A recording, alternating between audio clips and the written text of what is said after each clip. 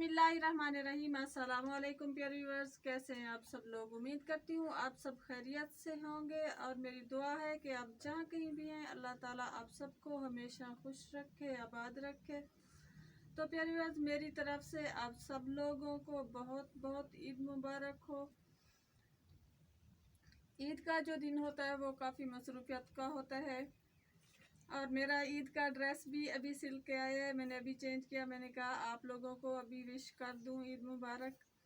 तो मेरी तरफ से आप सब लोगों को एक बार फिर बहुत बहुत ईद मुबारक हो और आपकी ज़िंदगी में हमेशा ऐसी हज़ारों ईदें आएँ। अल्लाह हाफिज़।